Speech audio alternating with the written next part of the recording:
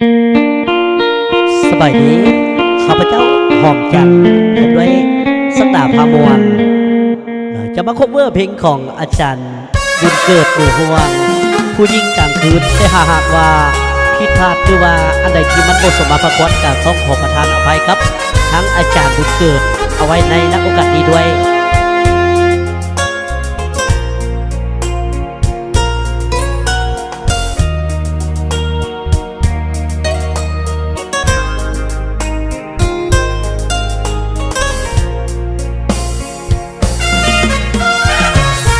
สอนเสื่องความเก็บละทมคมคือ เป็นสาวกลางคืนลำบากยากนักหนาคือสังคมก้าวขวางประนามนินทาเขาหาว่าผู้หญิงกลางคืนบ่ดีแต่ความจริงชีวิตมีความจำเป็นครอบครัวยากเข็นดูแลเลี้ยงน้อง3 คนถ้าคงสีบเขาอยากมากแพงเหลือทนจำต้องสู้พอจนเห็นคนผู้ยิ่งกลางคืนยิ้มแย้มแจ่มใสบริการแขกก็เพื่อแลกกับเงินก่อนจะได้มามีภัยหูข้างในคืออยากน้ำตาแต่จำเป็นหาทางออกซอกบ่มีนี่แหละชีวิตผู้หญิงกลางคืนหวา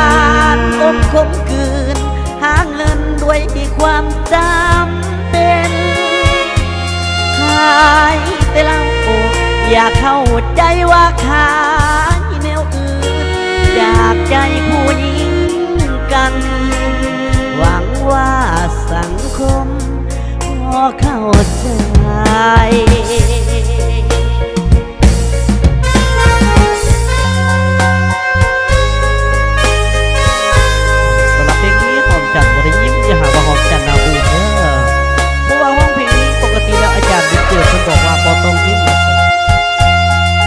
บางทีก็อาจจะเห็นหัวยิ้มของหอมจังเพราะว่าหอมจังเป็นคนหมักยิ้ม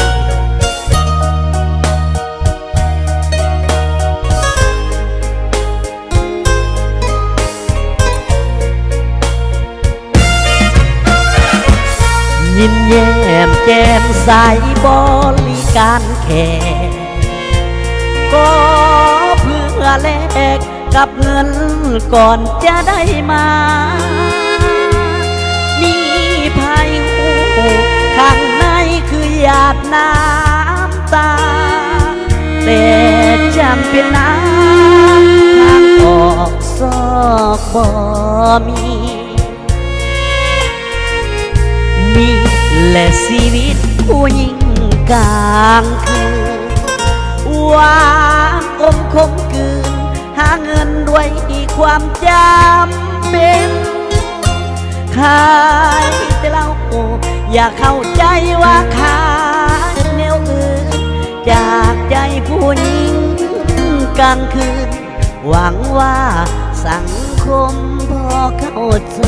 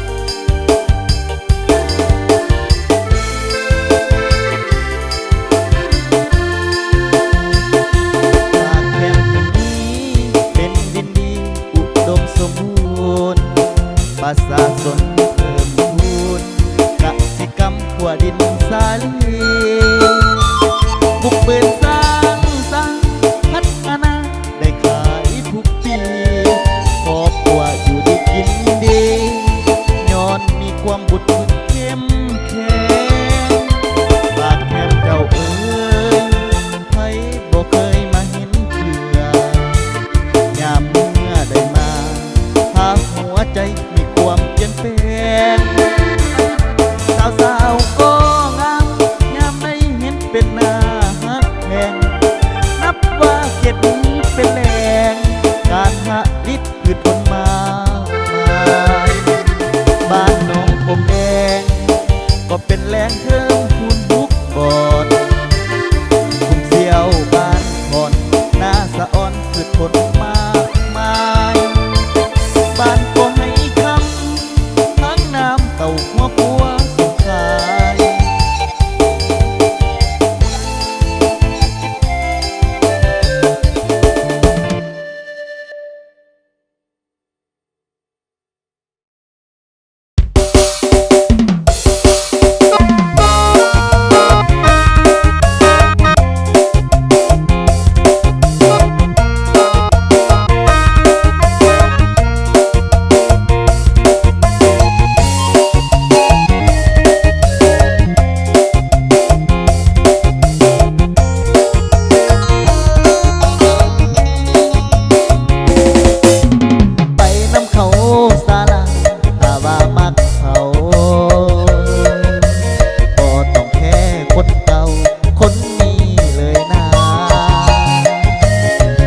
ว่าเจ้าหักเขาอายกะสิยอมเลิกลาอย่าให้ปานาโคตรเจ้าไปไกลรักเจ้าลา